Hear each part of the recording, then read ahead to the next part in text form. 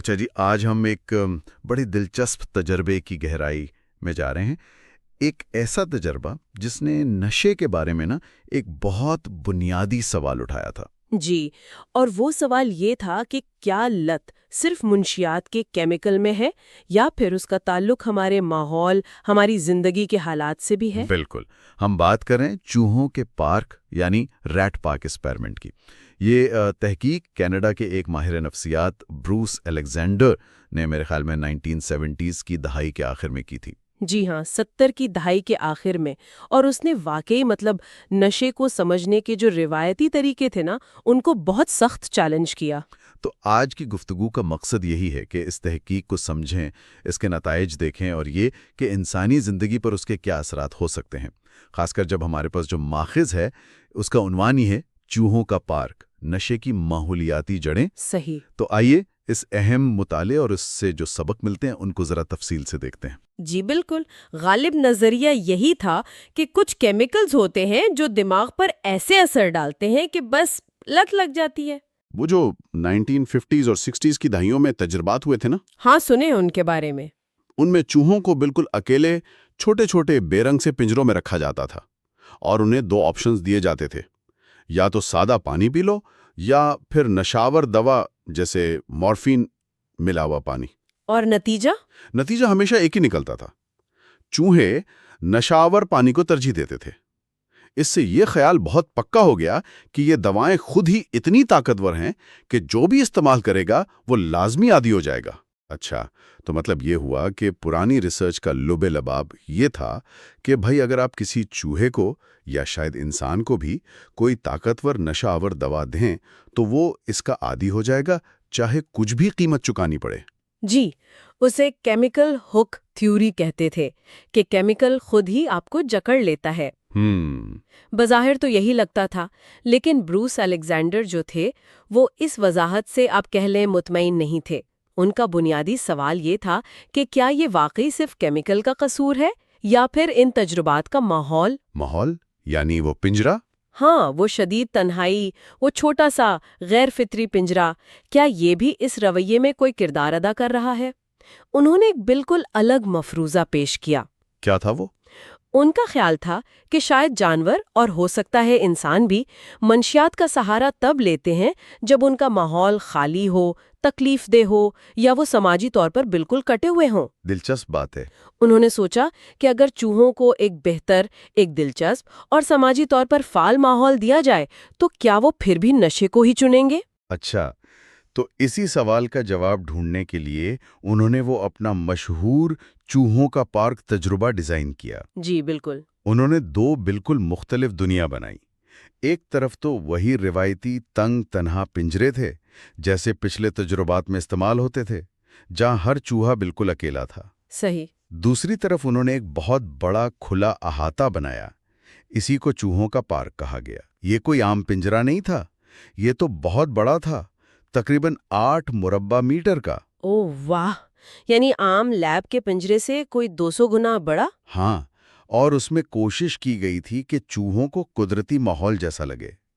دیواروں پر جنگل کے مناظر تھے، زمین پر لکڑی کا برادہ، کھیلنے اور چھپنے کے لیے ڈبے، پہیے اور بھی چیزیں تھیں۔ اور سب سے اہم بات یہ کہ اس پارک میں نر اور مادہ چوہے ایک ساتھ رہتے تھے۔ انہیں کھیلنے، لڑنے، جوڑے بنانے، مطلب پوری سماجی زندگی گزارنے کی آزادی تھی۔ واہ، یہ تو واقعی قید بمقابلہ کمیونٹی والی بات ہو گئی۔ بالکل۔ در حقیقت، اور تجربے کا جو مرکزی نقطہ تھا وہ یہ تھا کہ دونوں ماحول میں جو چوہے تھے انہیں پینے کے لیے 2 نلکے دیے گئے، ایک میں سادہ پانی تھا اور دوسرے میں مورفین ملا پانی۔ واہ۔ مورفین جیسا آپ جانتی ہیں ہیروئن کی طرح ایک بہت طاقتور اوپیوئڈ نشہ ہے اور بہت زیادہ لت لگانے والا سمجھا جاتا ہے۔ ٹھیک۔ ایک اور ٹیکنیکل بات یہ تھی کہ مورفین کا ذائقہ تھوڑا کڑوا ہوتا ہے، تو اس بات کو یقینی بنانے کے لیے کہ چوہے صرف کڑواہٹ کی وجہ سے اسے نہ چھوڑ دیں، مورفین والے پانی میں چینی ملا کر اسے میٹھا کر دیا گیا تھا۔ اچھا، تاکہ ذائقے کا مسئلہ نہ رہے۔ جی، اب بنیادی سوال یہی تھا کہ ان بالکل مختلف حالات میں رہنے والے چوہے وہ کس پانی کو زیادہ پئیں گے۔ اچھا، تو یہاں آ کر بات جو ہے نا وہ کافی دلچسپ ہو جاتی ہے. نتائج نے تو سب کو حیران کر دیا ہوگا. بالکل. جو چوہے تنہا پنجروں میں قید تھے انہوں نے تو بالکل ویسا ہی کیا جیسا پچھلی تحقیق میں دیکھا گیا تھا. وہ بہت زیادہ مقدار میں مورفین والا پانی پیتے رہے اور اس کے عادی ہو گئے. یعنی پرانی تھیوری درست ثابت ہوئی ان کے لیے. ان کے لیے جی. لیکن چوہوں کے پارک میں جو چوہے رہ رہے تھے ان کا رد عمل بالکل مختلف تھا. کیا کیا انہوں نے؟ انہوں نے صاف طور پر سادہ پانی کو ترجیح دی. ایک رپورٹ کے مطابق تو پارک والے چوہوں نے تنہا پنجروں والے چوہوں کے مقابلے میں تقریباً 19 گنا کم مورفین استعمال کی. 19 گنا کم؟ یہ تو بہت بڑا فرق ہے. بہت بڑا. ذرا سوچیں، اتنی طاقتور نشہ آور دوا اور وہ چوہے جو خوش تھے، سماجی طور پر فعال تھے، وہ اسے بڑی حد تک نظر انداز کر رہے تھے. یہ تو ایک غیر معمولی دریافت تھی. ایسا لگ رہا تھا کہ پارک کا جو بھرپور سماجی ماحول تھا، کھیلنے کودنے کے موقع، تعلقات بنانے کے موقع، وہ سب مورفین کی کھچیچ پر حاوی ہو گئے. مطلب ان کی زندگی میں اتنی دلچسپی تھی کہ انہیں نشے کی ضرورت ہی نہیں پڑی. کچھ ایسا ہی لگتا تھا. انہیں نشے کے ذریعے فرار حاصل کرنے کی ضرورت محسوس نہیں ہوئی. یہ مشاہدہ تو اس پرانے نظریے کی بنیادیں ہلا رہا تھا کہ لت صرف ایک کیمیائی چیز ہے. صحیح. اس سے تو لگتا ہے کہ ماحول، سماجی تعلقات، زندگی کا معیار، یہ چیزیں شاید زیادہ اہم ہیں. بالکل، بلکہ شاید زیادہ اہم نظر آ رہی تھیں. لیکن کہانی یہیں ختم نہیں ہوئی ہے نا؟ الیگزینڈر اور ان کی ٹیم نے اسے مزید جانچنا چاہا. جی ہاں. انہوں نے سوچا کہ اچھا چلو، مان لیا کہ ماحول شروع میں فرق ڈالتا ہے، لیکن کیا ہوگا اگر چوہے پہلے سے ہی جسمانی طور پر نشے کے عادی ہوں؟ کیا تب بھی ماحول کا اثر اتنا ہی مضبوط رہے گا؟ یہ تو بڑا نازک سوال تھا. اس کا جواب دینے کے لیے انہوں نے تجربے کا اگلا مرحلہ شروع کیا. جی ہاں، اور یہ مرحلہ بہت اہم تھا. انہوں نے کیا کیا کہ تمام چوہوں کو، چاہے وہ تنہا پنجروں میں تھے یا پارک میں، کچھ عرصے کے لیے زبردستی صرف مورفین والا پانی پلایا. زبردستی؟ کیوں؟ مقصد یہ تھا کہ تمام چوہے جسمانی طور پر مورفین کے عادی ہو جائیں، ان میں انحصار پیدا ہو جائے، یعنی ایسی حالت کہ اگر انہیں مورفین نہ ملے تو وہ بیمار پڑ جائیں، وڈراول سمٹم ظاہر کریں. اوہ، ٹھیک ہے. جب یہ ہو گیا تب انہیں دوبارہ انتخاب کا موقع دیا گیا، سادہ پانی یا مورفین والا پانی. اسے چوائس ڈیز کہا گیا. اور نتائج؟ کیا جسمانی لت ماحول پر حاوی آ گئی اس بار؟ نہیں، نتائج نے ایک بار پھر ماحول کی طاقت کو ثابت کیا. جو چوہے تنہائی والے پنجروں میں بند تھے اور اب جسمانی طور پر عادی بھی تھے، انہوں نے مورفین پینا جاری رکھا. کچھ نے تو مقدار پہلے سے بھی بڑھا دی. یعنی وہ پھنسے رہے لت میں؟ جی، لیکن پارک میں رہنے والے چوہے جو اب اتنے ہی عادی تھے، انہوں نے پھر حیران کر دیا. واپسی کی جو ممکنہ تکلیف دہ علامات تھیں، ان کا سامنا کرنے کے باوجود ان میں سے زیادہ تر نے مورفین کا استعمال بہت کم کر دیا. سچ میں؟ واپسی کی تکلیف کے باوجود؟ جی ہاں، انہوں نے سادہ پانی پینے اور اپنی سماجی زندگی میں واپس مشغول ہونے کو ترجیح دی. یہ بہت ہی اہم دریافت تھی. کیوں اہم تھی یہ اتنی؟ کیونکہ اس سے یہ ظاہر ہوا کہ ایک اچھا، مثبت اور مددگار ماحول نہ صرف آپ کو نشے کی طرف جانے سے روک سکتا ہے، بلکہ اگر آپ جسمانی طور پر عادی ہو بھی چکے ہیں تو اس لت کی گرفت کو توڑنے میں بھی مددگار ثابت ہو سکتا ہے. واہ! تو اگر ہم الیگزینڈر کے ان تمام تجربات سے جو اہم ترین نتائج نکلے ان کا خلاصہ کریں تو وہ کیا ہوں گے؟ بنیادی طور پر 3 اہم باتیں سامنے آئیں.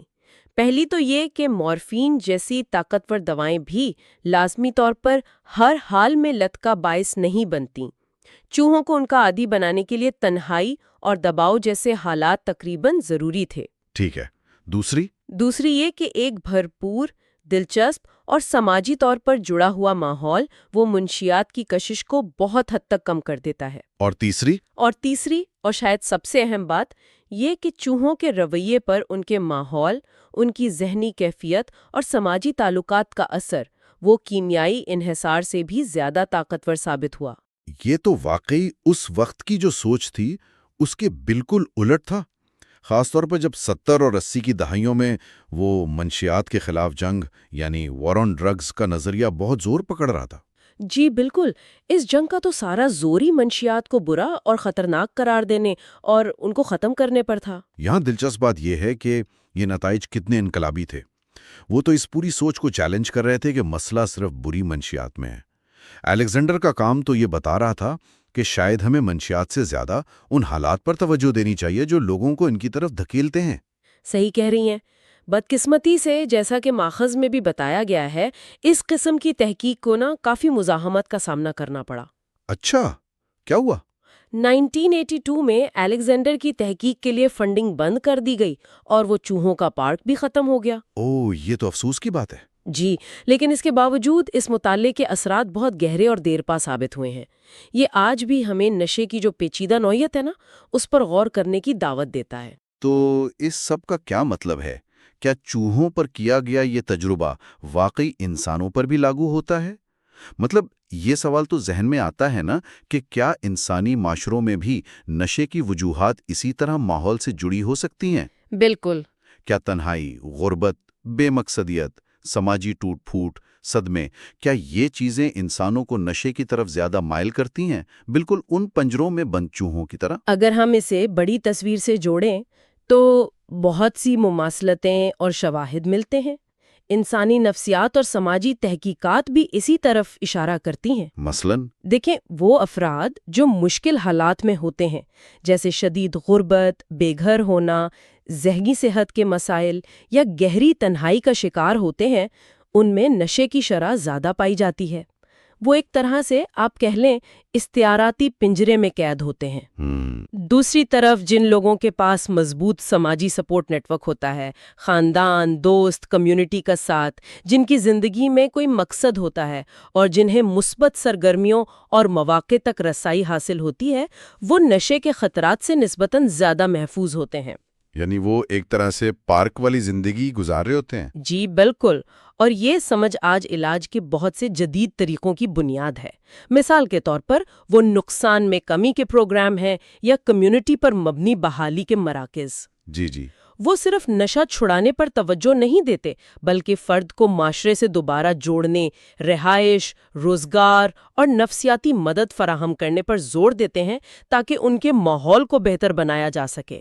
اس کا مطلب تو یہ بھی ہوا کہ وہ جو منشیات کے خلاف جنگ کا روایتی ماڈل ہے، جو زیادہ تر سزا اور پابندی پر مبنی ہے، وہ شاید مسئلے کی جڑ تک پہنچ ہی نہیں پاتا۔ کم از کم یہ تحقیق یہ سوال ضرور اٹھاتی ہے، اگر نشے کی جڑیں سماجی اور ماحولیاتی حالات میں ہیں تو صرف منشیات کی سپلائی روکنے یا استعمال کرنے والوں کو سزا دینے سے مسئلہ کیسے حل ہوگا؟ صحیح بات ہے۔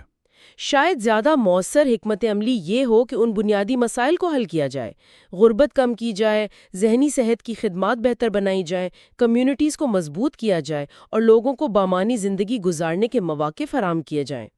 یہ ایک زیادہ ہمدردانہ اور شاید زیادہ عملی نقطہ نظر ہے۔ ماخذ میں ایک بہت طاقتور استعارہ بھی استعمال کیا گیا ہے جس کا آپ نے ابھی ذکر کیا، زندگی کو ایک پنجرے کے طور پر دیکھنا بمقابلے ایک پارک کے طور پر۔ جی، پنجرہ یعنی تنہائی، مایوسی، محدودیت، بے بسی کی علامت، اور پارک یعنی تعلق، خوشی، مواقع، آزادی اور مقصدیت کی علامت، اور یہ براہ راست نشے کے خطرے سے جڑا ہوا ہے۔ بالکل۔ یہ استعارہ ہمیں یاد دلاتا ہے کہ نشہ صرف فرد کی ذاتی کمزوری یا کسی کیمیکل کا اثر نہیں ہے، یہ ایک پیچیدہ سماجی مسئلہ ہے جس کا گہرا تعلق ہمارے رہنے کے حالات، ہمارے رشتوں اور ہماری اجتماعی بھلائی سے ہے۔ چوہوں کا پارک تجربہ ہمیں الزام تراشی سے ہٹ کر مسئلے کی گہری وجوہات کو سمجھنے اور ان کا حل تلاش کرنے کی طرف راغب کرتا ہے۔ یہ ہمیں سوچنے پر مجبور کرتا ہے کہ ہم ایسے پارکس کیسے بنا سکتے ہیں، نہ صرف چوہوں کے لیے بلکہ ہم انسانوں کے لیے بھی۔ تو آج کی ساری گفتگو کا خلاصہ یہ ہے کہ بروس الیگزینڈر کا چوہوں کا پارک تجربہ ہمیں ایک بہت اہم سبق سکھاتا ہے۔ نشے کی لت میں ماحول ہمارا سماجی اور نفسیاتی پنجرہ یا پارک ایک فیصلہ کن کردار ادا کرتا ہے۔ جی، یہ صرف کیمیکلز کی کہانی نہیں ہے، یہ تعلق، مقصد اور امید کی کہانی بھی ہے۔ بالکل۔ اور آخر میں ایک نقطہ جو اس تحقیق سے براہ راست نکلتا ہے اور ہمیں سوچنے کی دعوت دیتا ہے، اگر یہ تحقیق درست سمت میں اشارہ کر رہی ہے تو شاید محبت، تعلق اور ایک بامانی زندگی ہی نشے کا سب سے مؤثر علاج ہیں۔ واہ! تو ہمارے لیے ایک معاشرے کے طور پر بڑا سوال یہ ہے کہ ہم ایسے حالات کیسے پیدا کر سکتے ہیں جہاں زیادہ سے زیادہ لوگ اپنی زندگی کو ایک تنگ تنہا پنجرے کی بجائے ایک وسیع، خوشگوار اور بامانی پارک جیسا محسوس کریں؟